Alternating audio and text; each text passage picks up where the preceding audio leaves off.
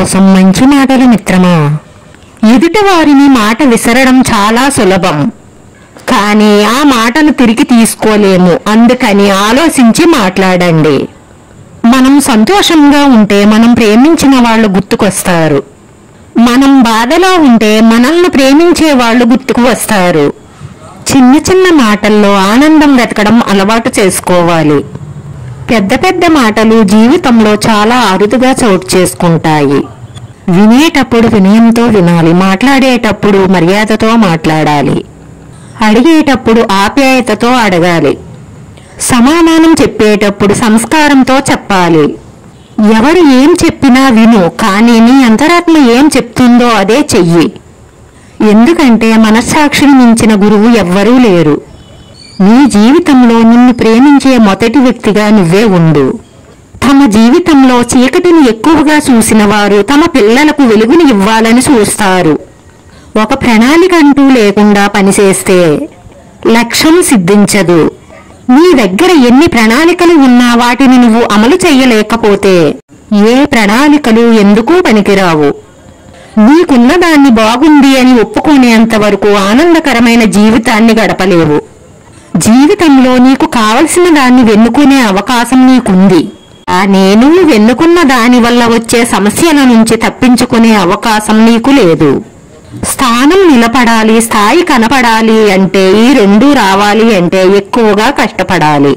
మనిషి ప్రేమ అవసరం వరకే, కానీ మనసు ప్రేమ మరణం వరకు.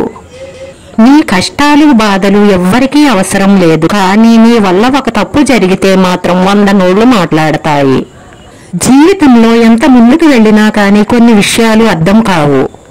మన మంచి కోరేవారెవరో, మనల్ని ముంచేవారెవరో, మన వెన్నంటి ఉండేవారెవరో, మన వెన్ను విరిసి వెళ్లేవారెవరో, మన కోసం ఆరాట పడేవారెవరో, మనల్ని అవసరానికి వాడుకుని వదిలేసేవాళ్ళెవరో. జరిగేది ఎలాగైనా జరుగుతుంది, జరగనిది ఎంత ప్రయత్నించినా జరగదు. ఇది మాత్రం సత్యం. అందుకే భయాన్ని భయపెట్టేలా బ్రతకాలి.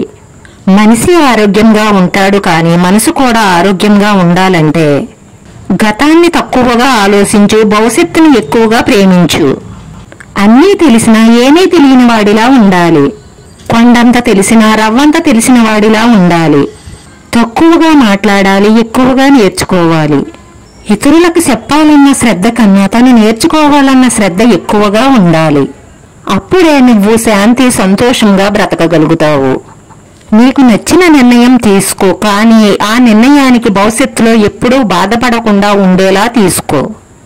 మనతో చెప్పుకోనంత మాత్రాన మన వాళ్ళు ఆనందంగా ఉన్నట్లు కాదు. చెప్పుకోలేని బాధలు భరిస్తూ, చెప్పుకున్నా తీరని భయాలతో నలిగిపోతూ పైకి మాత్రం నవ్వుతూ ఉన్నారేమో గ్రహించు. సమాజంలో బ్రతకాలంటే వేటాడే సింహంలాగైనా ఉండాలి, పరిగెట్టే గుర్రంలాగైనా ఉండాలి, లేదంటే తొక్కేస్తారు. ఇష్టం ఎలా బ్రతకాలో నేర్పిస్తుంది, నష్టం ఎవరిని నమ్మాలో నేర్పిస్తుంది. ప్రకృతిని పడతిని ప్రశాంతంగా ఉండనివ్వండి. ప్రకృతిని ప్రశ్నించి ప్రళయం తెచ్చుకోవడం, పడతిని హింసించి పాపం మూటకొట్టుకోవడం మంచిది కాదని గుర్తుంచుకో. మధ్య తరగతి వారి ఇంటి పైకప్పు పైకి అందంగానే కనిపిస్తుంది, కానీ వారి లోపల ఉండే బాధలు, కన్నీళ్లు, కష్టాలు ఎవరికీ తెలియవు. అవి భరించే వారికి మాత్రమే తెలుస్తాయి. మనిషి గురించి తెలుసుకోవాలి అంటే డబ్బు లేకుండా బ్రతికి చూడు, వాటంతట అవే అన్నీ బయటపడతాయి. ఒక్కసారి దెబ్బ తింటేనే తెలుస్తుంది నీలో ఎంత ధైర్యం ఉందో. ఒక్కసారి తప్పు చేస్తేనే తెలుస్తుంది ఇంకా నువ్వు నేర్చుకోవలసింది ఎంత ఉందో. ఒక్కసారి ఓడిన తరువాతే తెలుస్తుంది నీవు ఎలా గెలవాలో అని. మార్పు గమ్యం వైపు అడుగులు వేయిస్తే ఓర్పు నిన్ను గెలుపుకు దగ్గర చేస్తుంది. మనిషి ఓటమి అంటే భయపడతాడు, అసహించుకుంటాడు, కానీ ఓటమి నీకు సరైన ప్రపంచాన్ని చూపిస్తుంది. నీ వాళ్ల దృష్టిలో నీ విలువ ఏమిటో తెలిసేలా చేస్తుంది. నీలో గెలవాలన్న పట్టుదలను పెంచుతుంది. ఓటమిని అసహించుకోకు. నీ ఓటమి నీ గెలుపుకు పునాదిగా చేసుకో. విజయం నీదే. ఓడిపోయావు అంటే నీకేమీ రాదని కాదు, ఇంకా నేర్చుకోవలసింది ఉంది అని అర్థం. నీ ఆనందాన్ని నీలోనే వెతుక్కో. అది ఎప్పుడూ నిన్ను వదిలి వెళ్ళదు.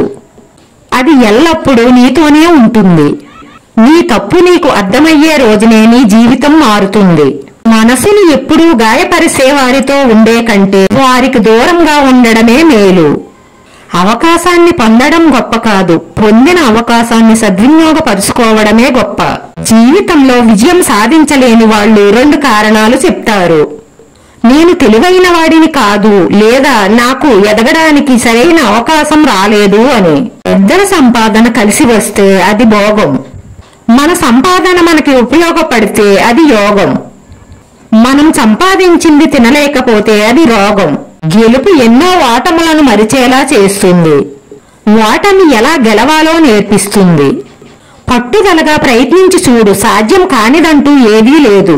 అన్నం లేకపోవడం పేదరికం కాదు, కుటుంబంలో ఆప్యాయత లేకపోవడమే అసలైన పేదరికం. కష్టపడడం మెట్లు లాంటిది, అదృష్టం లిఫ్టు లాంటిది. కొన్నిసార్లు లిఫ్ట్ విఫలం కావచ్చు, కానీ మెట్లు మనల్ని ఎప్పుడూ పైకి తీసుకువెళ్తూనే ఉంటాయి. ఇల్లు చెదిరితే గురి మాత్రమే తప్పుతుంది, కానీ మనసు చెదిరితే జీవితమే దారి తప్పుతుంది. బంధం బలపడాలంటే అడిగే అవకాశం, చెప్పే చనువు రెండూ ఉండాలి. నమ్మకం లేని స్నేహం, విలువ ఇవ్వని బంధం, అర్థం చేసుకోలేని ప్రేమ. ఉన్నా ఒక్కటే, లేకున్నా ఒక్కటే.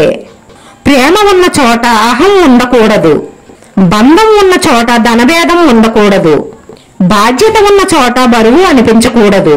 బ్రతకటం కోసం పని చెయ్యి, గెలవడం కోసం కాదు. అదే నిన్ను గెలిపిస్తుంది. వీడియో నచ్చితే లైక్ చేయండి, షేర్ చేయండి, సబ్స్క్రైబ్ చేసుకుని పక్కనే ఉన్న బెల్ ఐకాన్ క్లిక్ చేస్తే నేను పెట్టే ప్రతి వీడియో మీకు వెంటనే నోటిఫికేషన్ వస్తుంది. ధన్యవాదాలు మిత్రమా.